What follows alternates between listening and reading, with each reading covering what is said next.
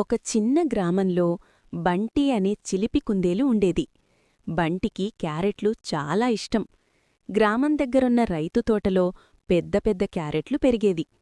ప్రతిరోజూ బంటి దొంగచాటుగా తోటలోకి దూకి రుచికరమైన క్యారెట్లు తినేసేది. ఒకరోజు బంటి మళ్లీ తోటలోకి వచ్చింది. కాని ఆశ్చర్యం!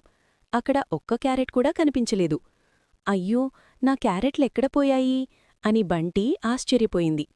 అప్పుడే తోట గోడ దగ్గర ఒక లావుగా ఉన్న మేక క్యారెట్ నములుతూ కనిపించింది. బంటి కోపంగా, అది నా క్యారెట్, నువ్వే తింటున్నావా అనడిగింది. మేక నవ్వుతూ, నీ క్యారెట్ అంటావా, ఇవి రైతు తోటలో పెరిగినవి కదా అంది. కోపంతో బంటి మేక దగ్గరకు పరుగెత్తింది. కాని అక్కడున్న మట్టిలో జారి నేరుగా నీళ్ల బకెట్లో పడిపోయింది. చపాక్! బంటి పూర్తిగా తడిసి ముద్దయింది. మేక బాగా నవ్వింది.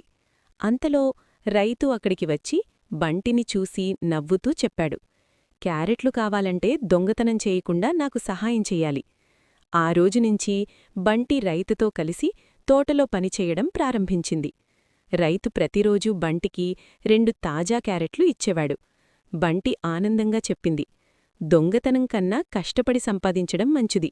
పైగా నీళ్లల్లో పడే ప్రమాదం కూడా ఉండదు.